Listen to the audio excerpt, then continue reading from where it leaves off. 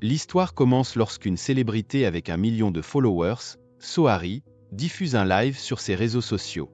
Sa soudaine apparition choque le public, car elle est censée être morte. Tout le monde se demande qui elle est vraiment, ce qui lui est arrivé et comment elle a pu revenir. Au lieu de répondre aux questions, Sohari demande au public de préparer des snacks, car elle va raconter une très longue histoire, celle de comment elle a atteint le sommet de la popularité avant que sa vie ne se termine tragiquement. Elle révélera également les sombres secrets du monde des célébrités, qui sont terrifiants. Avant que sa famille ne fasse faillite, Sohari était l'enfant d'une famille de conglomérats vivant dans la richesse. Cependant, maintenant, elle n'est plus qu'une fille ordinaire qui ne peut se concentrer que sur sa vie réelle. Elle doit travailler dur comme promotrice de vente pour des produits de beauté avec un salaire médiocre. Pourtant, Sohari n'a pas honte et elle croit que la roue de la vie continuera de tourner. La meilleure amie de Sohari, Jongsun, est passionnée par la vie des influenceurs sur les réseaux sociaux.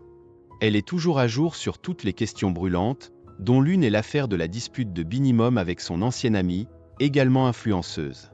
Binimum est active dans les affaires et elle a environ 300 000 abonnés.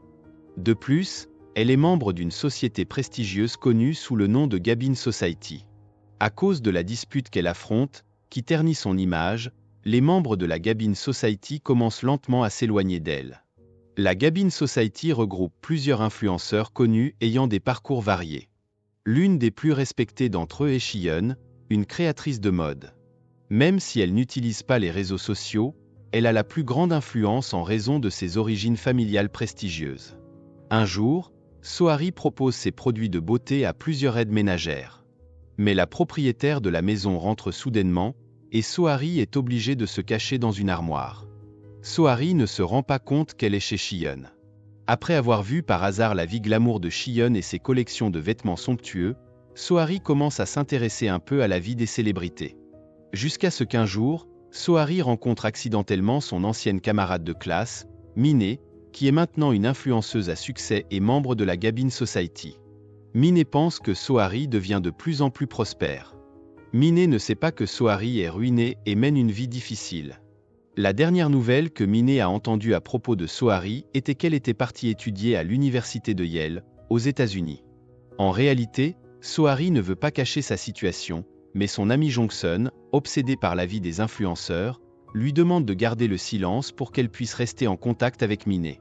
Plus tard, Minnie invite Sohari à une fête le week-end, espérant prouver à ses amis qu'elle a des connaissances formidables. Au début, Sohari refuse. Mais après avoir repensé à ses souvenirs passés, lorsqu'elle était amie avec la pathétique Minnie, elle se demande ce qui a rendu son ancienne amie si réussie maintenant. Sohari finit par créer son propre compte Instagram et accepte l'invitation de Minnie après s'être suivis mutuellement sur Instagram. Sohari assiste à la fête dans une robe élégante qu'elle a empruntée dans l'atelier de couture de sa mère. Techniquement, la robe coûteuse appartient à quelqu'un d'autre, et Sohari prend le risque de la porter pour assister à la fête. En arrivant sur place, Sohari est surprise par un homme qui la touche soudainement, pensant qu'elle est son amie. Apparemment, la robe portée par Sohari ne peut pas être achetée par n'importe qui. Et cet homme, Jun Kyung, a déjà acheté la même robe pour une de ses connaissances. Sohari est agacée et menace de dénoncer cet homme avant de finalement entrer dans la fête. Là, Minnie accueille Sohari avec fierté, mais le style et la connaissance de Sohari sur les produits de luxe ne sont pas à la hauteur de ceux de ses influenceurs. Elle reste sans voix lorsque les stars lui demandent comment elle a pu mettre la main sur cette robe très rare et luxueuse. Frustrée, Sohari avoue tout et dit qu'elle a bien fréquenté l'université de Yale, mais qu'elle n'a pas obtenu son diplôme, et qu'elle est donc maintenant seulement diplômée du lycée. Minnie est très surprise d'entendre la confession de Sohari. Puis, les choses empirent lorsque Binimum fait irruption à la fête et attaque Minnie qui tente de la chasser du club. Binimum est très en colère, car malgré toute l'aide qu'elle a apportée pour faire connaître Minnie, elle a reçu une réponse inappropriée. C'est alors que Sohari découvre enfin pourquoi Minnie est devenue célèbre. Pendant tout ce temps, Minnie s'est approchée des célébrités, profitant de leur notoriété, et a continué de coller à elle comme un parasite jusqu'à être finalement connue par beaucoup de gens. C'est ainsi que les influenceurs peuvent se faire un nom. La scène revient ensuite au présent. La diffusion en direct de Sohari a attiré l'attention de la Gabin Society. Ils craignent que Sohari ne révèle le plus grand secret qu'il tente de cacher. Les spectateurs se demandent si Sohari est un fantôme.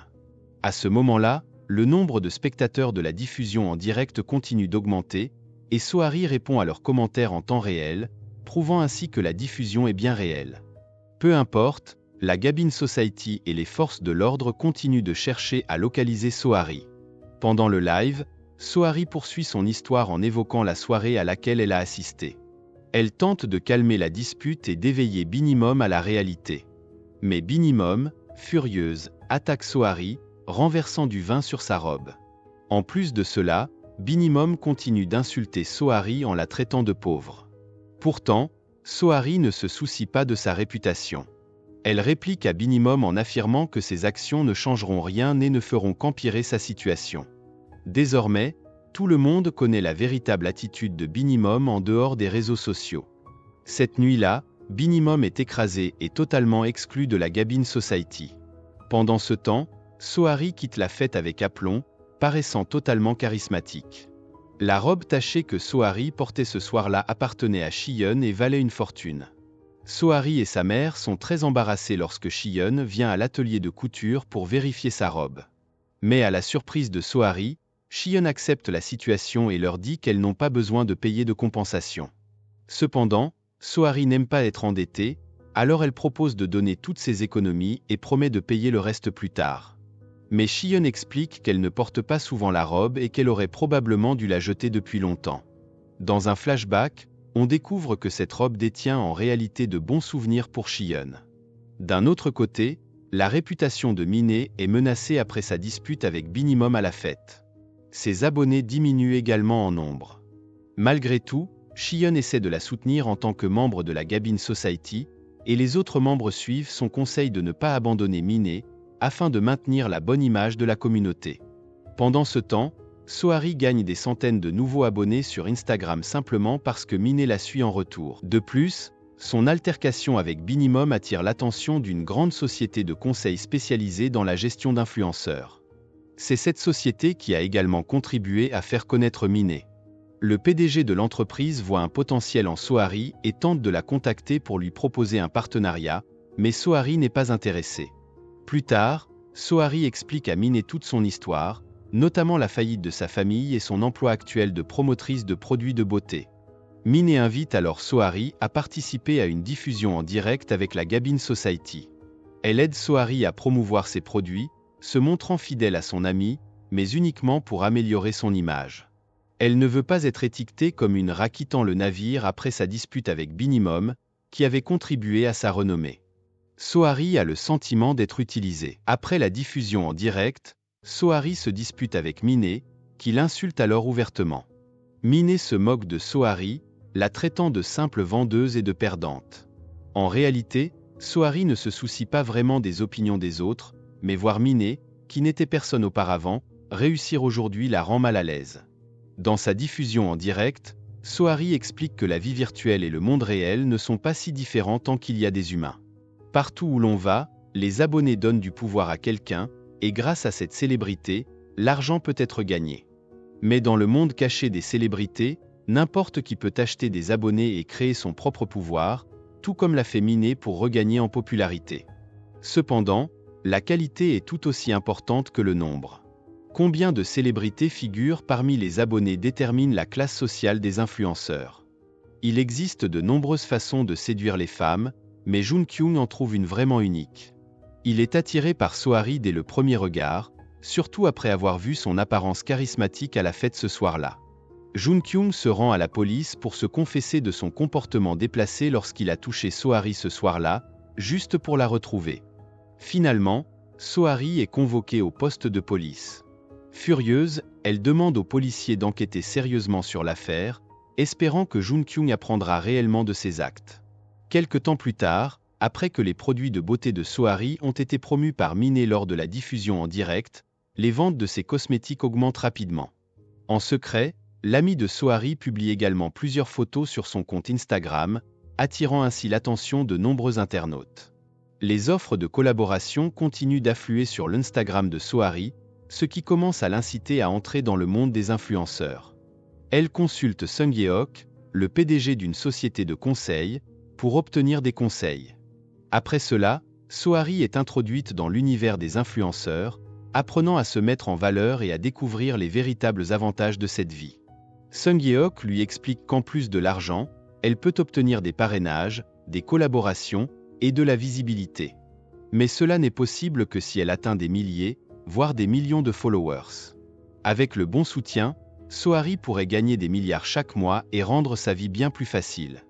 Sohari accepte alors de rejoindre une société de gestion, ce qui ne plaît pas à Miné, même si elle ne peut pas passer à côté de l'opportunité de collaborer pour en tirer profit. Au début, Sohari gagne en notoriété simplement parce que Miné l'a suivie sur Instagram. Mais les gens continuent de la suivre, prouvant qu'elle a un immense charme, et elle n'a pas mis longtemps à atteindre des milliers de followers. L'innocence et la beauté naturelle de Sohari, ainsi que son style simple mais tendance, créent leur propre mouvement. Parmi ses followers, un utilisateur du nom de BBB Famou semble avoir des intentions particulières envers Sohari, qui pourraient être liées à son histoire de mort. Mis à part Shiyin, la Gabin Society voit Sohari comme une menace. Contrairement à eux, elle devient populaire grâce à son authenticité et ses vêtements modestes, alors que se cache derrière une fausse perfection.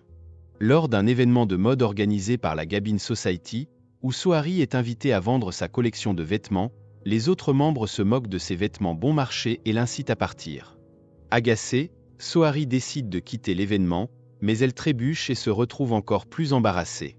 Cependant, Jun Kyung, un jeune PDG d'une société de cosmétiques très respectée, intervient et l'aide. Les membres de la Gabin Society sont furieux et jaloux, car Jun Kyung est leur idole. En réaction à cet événement, Sohari publie un post sur Instagram, où elle explique qu'elle ne cherche ni like ni compliments, critiquant indirectement la Gabin Society pour leur soif d'attention. Ce post reçoit beaucoup de critiques, mais attire aussi le soutien de ceux qui n'apprécient pas la Gabin Society. Pendant ce temps, Jun Kyung devient de plus en plus curieux à propos de Sohari, créant même un compte Instagram pour la suivre. Il exprime ouvertement son intérêt pour elle, mais Sohari, n'éprouvant aucun sentiment pour lui, décide de retirer sa plainte contre lui. Alors que Sohari commence à vivre sa nouvelle vie d'influenceuse, des rumeurs sur sa relation avec Jun Kyung se répandent, ce qui énerve encore plus la Gabin Society. Le point culminant est atteint lorsque l'entreprise de Jun Kyung organise un lancement de nouveaux produits cosmétiques et invite des influenceurs. Contrairement à Miné, Sohari est payée pour assister à cet événement, prouvant qu'elle est une célébrité plus qualifiée. Lors de cet événement, elle attire même l'attention de Yeon-woo, une actrice montante, au grand désarroi de Chae accent aigu, membre de la Gabin Society, qui se sent ignorée. Agacée par la situation, Chae accent aigu attaque Yeon-woo, ce qui pousse cette dernière à la mépriser davantage, tandis que Sohari observe leur dispute. Chae accent aigu, toujours arrogante et convaincue d'avoir raison en raison de son statut social élevé, est la sœur cadette du mari de Shiyeon, un avocat célèbre et influent. En bonne belle-sœur, Shiyeon intervient pour mettre fin à la bagarre lorsque les gens commencent à prêter attention à Chae accent aigu. De retour dans le présent, le deuxième jour de la diffusion en direct, personne ne connaît la vérité sur le retour de Sohari. La police est incapable de retracer son emplacement, car elle semble utiliser un programme spécial pour masquer son adresse IP. La Gabin Society est de plus en plus déconcertée. Ils tentent de diffuser une émission en direct pour réfuter les propos de Sohari sur leur vie hypocrite, affirmant même qu'elle mérite de mourir parce qu'elle a pris la vie de quelqu'un. Lors de sa diffusion en direct, Sohari admet qu'elle a effectivement tué quelqu'un, ce qui soulève de nombreuses questions et attire encore plus de spectateurs. Pendant ce temps, sa relation avec Jun Kyung se détériore.